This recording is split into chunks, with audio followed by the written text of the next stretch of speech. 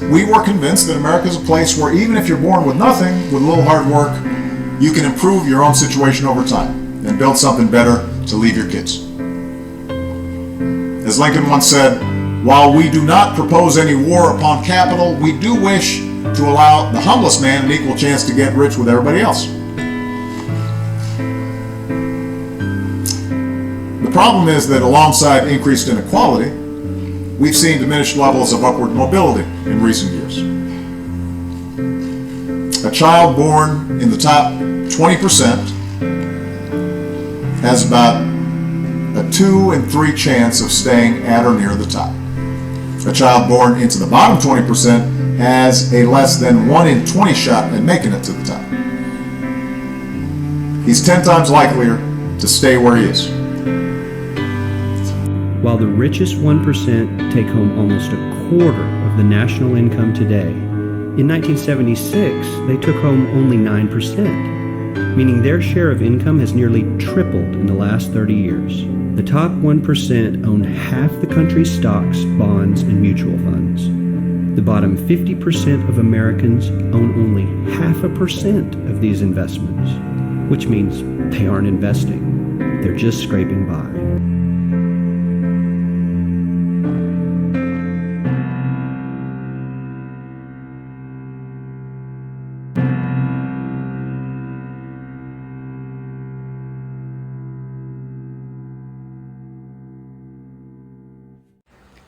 The distribution of wealth has continuously been an issue for a very long time.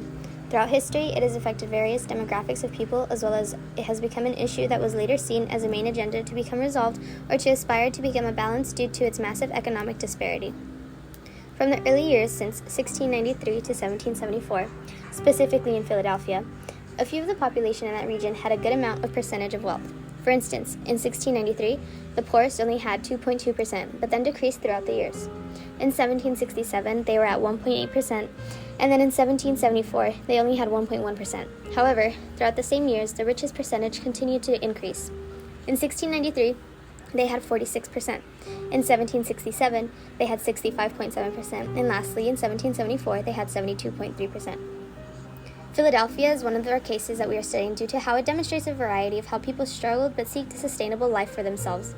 In addition, it also shows a difference in how certain places like England are paid differently than others like Pennsylvania. This demonstrates how slaves or even other runaways search for better opportunities. Looking at this data in reference to the one prior, the majority of people did not have the wealth or luxuries of the top percentile of rich people, as those small population demographics held the largest amounts of wealth. To express the economic conditions of the 1800s, these are the Sally Rice letters. The letters not only express the hardship of being a young female adult in the 1800s trying to find independence, as well as taking a role of leadership. These letters are from Sally Rice, a 19-year-old discussing the hardships of not only trying to be independent, but also trying to be able to provide for her family at a young age. The letter states, "If I can make $2 per week besides my board and save my clothes and shoes, I think it'll be better than to do housework for 9 shillings. Here, Sally is describing how she rather works to make $2 than 9 shillings just by doing housework.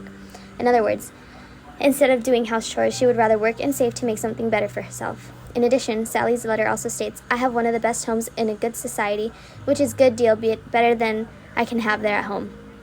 This demonstrates how some young women had to fend for not only themselves but their families as well due to the lack of wealth. Those who were fortunate and in luxurious positions had family portraits. These were highly expensive as the amount of artists capable at the time was minimal in the era. It is a strong portrayal of wealth, and so few had them. With this, the ideology of a patriarchal family changed, viewing women to have a greater authority over time in the management of the home and familial matters. Having a more equal standing to her husband is depicted more over time, which is why artistically women are near equal elevations or positions in the painting to their husband in these luxurious settings. Though this is a social change for the luxuriously living parties.